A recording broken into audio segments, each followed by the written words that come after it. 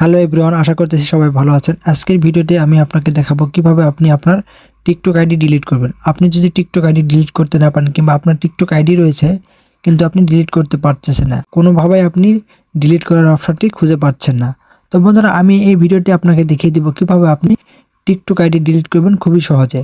তবে চলুন কথা না বাড়িয়ে শুরু করি। শুরু করার আগে আপনি যদি এই চ্যানেলটিকে এখনো সাবস্ক্রাইব করে না থাকেন তাহলে অবশ্যই চ্যানেলটিকে সাবস্ক্রাইব করে রাখুন, কেননা এইরকম ইনফরমেটিভ ভিডিও আপনি এই চ্যানেলটির মাধ্যমে প্রতিনিয়ত পেতেই থাকবেন। তবে চলুন শুরু করি। প্রথমে চলে যাবেন আপনার মোবাইলের টিকটক অ্যাপ্লিকেশনে। টিকটক অ্যাপ্লিকেশনে যাওয়ার পর নিচের দিকে যে প্রোফাইল রয়েছে সেখানে ক্লিক করবেন।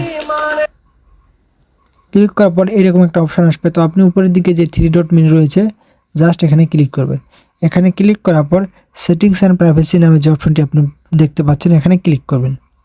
এখানে ক্লিক করার পর আবারও অ্যাকাউন্টে ক্লিক করবেন। অ্যাকাউন্টে ক্লিক করার পর আপনার সামনে এইরকম একটা পেজ আসবে, তবে সবার নিচে লেখা রয়েছে deactive or delete account. Just এখানে আপনি ক্লিক করবেন।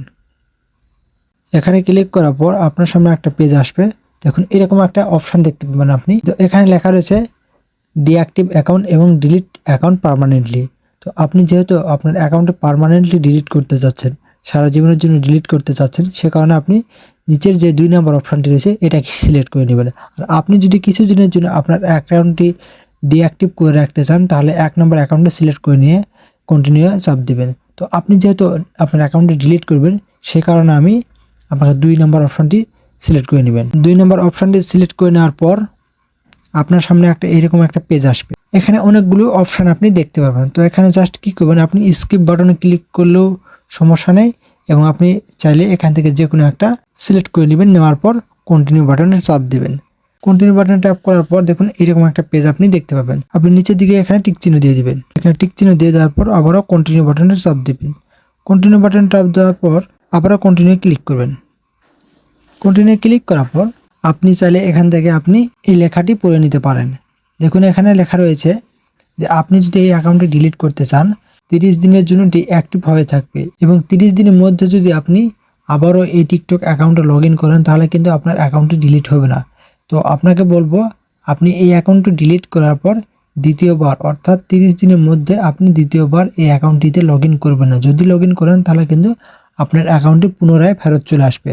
সেজন্য বলে রাখি অবশ্যই আপনি আপনার অ্যাকাউন্টটি ডিলিট করার পর আপনি দ্বিতীয় কোনো ডিভাইসে কিংবা আপনি দ্বিতীয়বার কখনো আপনার টিকটক অ্যাকাউন্টটি 30 দিনের মধ্যে লগ ইন করবেন না।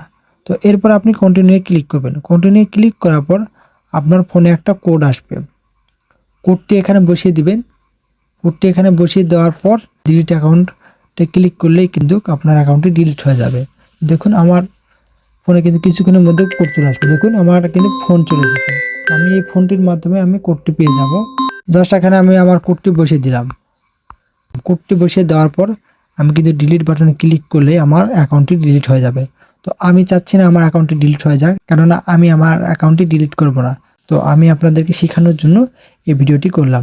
তো বন্ধুরা এই ভিডিওটি যদি আপনার কোনো উপকারে আসে তাহলে অবশ্যই চ্যানেলটিকে সাবস্ক্রাইব করে রাখুন, কেননা এইরকম ইনফরমেটিভ ভিডিও আমি আপনাদের জন্য প্রতিনিয়ত তৈরি করতে থাকবো। ভালো থাকবেন, ধন্যবাদ।